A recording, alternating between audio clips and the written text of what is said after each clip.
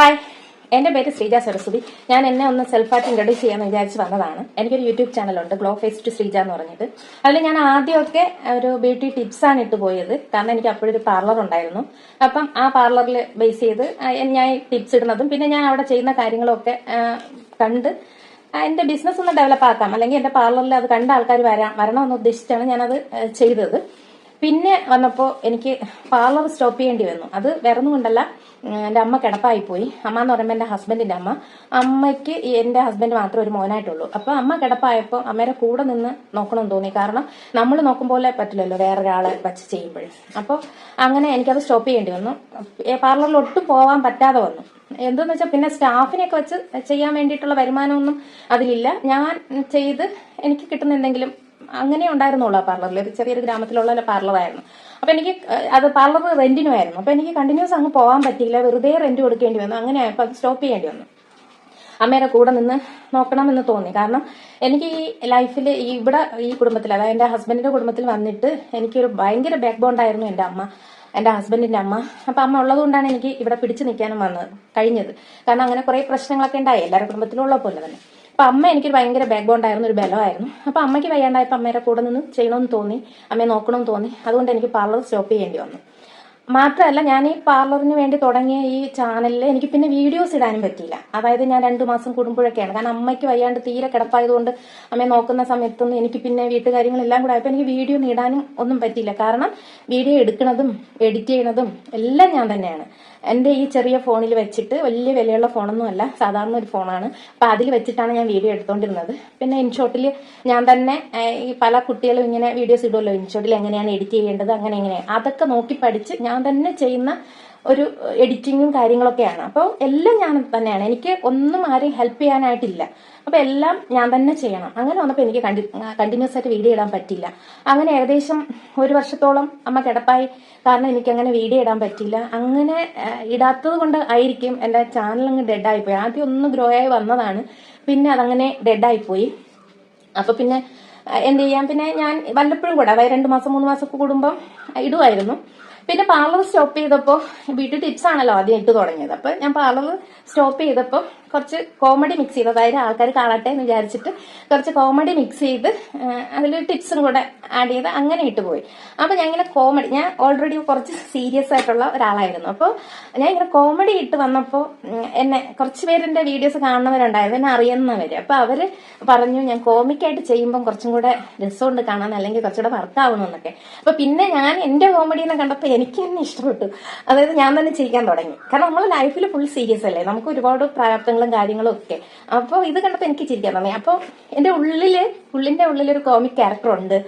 ഒരു ചില്ലായിട്ട് നടക്കണമെന്ന് ആഗ്രഹിക്കുന്ന ഒരാളാണ് ഞാൻ. പക്ഷെ എന്റെ ലൈഫിൽ എനിക്ക് അങ്ങനെയൊന്നും പറ്റിയില്ല ഇതുവരെ. ഇപ്പൊ എന്റെ മക്കളൊക്കെ കുറച്ച് വലുതായി, അവരിപ്പോഴും പഠിച്ചുകൊണ്ടിരിക്കുകയാണ്.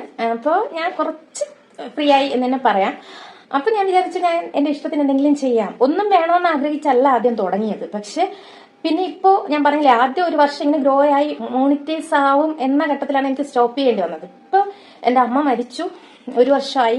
രണ്ടാമത് ഞാൻ വീണ്ടും വീഡിയോസ് ഇട്ട് തുടങ്ങി. ഇപ്പൊ ഞാൻ ഫുള്ള് ടിപ്സൊക്കെ മാറ്റിയിട്ട്, ബ്യൂട്ടി ടിപ്സൊക്കെ മാറ്റിയിട്ട് ഞാൻ ഫുള്ള് കോമഡിയാണ് ചെയ്യണത്. കോമഡി എന്ന് പറഞ്ഞാൽ കോമഡി സ്കിറ്റ്, ഒരു സീരീസ് പോലെ എല്ലാ ക്യാരക്ടറും ഞാൻ തന്നെയാണ്.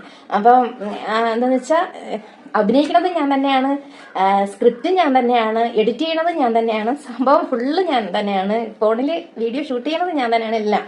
അപ്പൊ ആദ്യമൊക്കെ കുറെ ആൾക്കാര് കളിയാക്കലുണ്ടായിരുന്നു. കാരണം ഞാൻ ഈ പ്രായത്തിൽ ഇങ്ങനെയൊക്കെ ചെയ്യണു എന്നൊക്കെ പറഞ്ഞിട്ട് നമുക്ക് വേണ്ടപ്പെട്ട ആൾക്കാർ തന്നെ, അതായത് നമ്മളെ സപ്പോർട്ട് ചെയ്യും എന്ന് നമ്മൾ ഉദ്ദേശിക്കുന്ന ആൾക്കാർ തന്നെ കളിയാക്കാൻ തുടങ്ങി. അപ്പൊ എനിക്കെന്തോ ഒരു വാശി തോന്നി, നമുക്കത് ചെയ്യാം. ഒന്നും വേണം എന്ന് ആഗ്രഹിച്ചല്ല. അപ്പൊ ഞാൻ തന്നെ എൻജോയ് ചെയ്തു തുടങ്ങി ഞാനത് ചെയ്യണതൊക്കെ.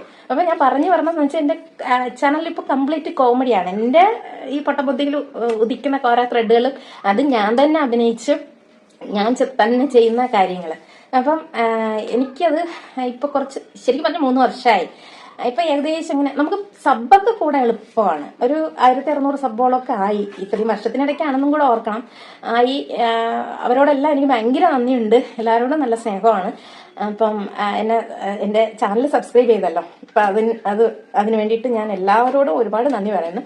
നമുക്ക് വാച്ച് അവർ കൂടാനാണ് ഭയങ്കര പ്രയാസം. അപ്പോൾ എനിക്ക് ഏകദേശം ഇനി വരും. ഇപ്പൊ ഈ 3 ഇയർ ഒക്കെ ആയതുകൊണ്ട് നമ്മളിങ്ങനെ അടുത്ത് വരുമ്പോൾ നേരത്തെ, അതായത് 365 ദിവസത്തെയാണ് ഇവർ കാൽക്കുലേറ്റ് ചെയ്യണം, യൂട്യൂബ് കാൽക്കുലേറ്റ് ചെയ്യണം. അപ്പോൾ ഇതിന്റെ ക്രൈറ്റീരിയ തികയാറാവുമ്പോൾ നേരത്തെ വീഡിയോ വാച്ച് അവർ ഇവർ കട്ട് ചെയ്യും. അങ്ങനെ നിൽക്കുകയാണ് എനിക്ക്. അപ്പൊ എനിക്ക് ഇത്രയും ഞാൻ ചെയ്യണം, നല്ല കഷ്ടപ്പെട്ട് ഞാൻ ചെയ്യുന്നുണ്ട്. എന്റെ വീഡിയോസ് കണ്ടാൽ നിങ്ങൾക്ക് മനസ്സിലാവും. അപ്പൊ ഞാൻ ഇത്രയും കഷ്ടപ്പെട്ട് ചെയ്യുമ്പോൾ എനിക്കതിനൊന്ന് മോണിറ്റൈസ് ആക്കി കിട്ടണം എന്നൊരു ആഗ്രഹമുണ്ട്. അതുകൊണ്ടാണ് ഞാൻ ശരിക്കും പറഞ്ഞ് ഇങ്ങനെ ഒരു വീഡിയോ ആയിട്ട് വന്നത്.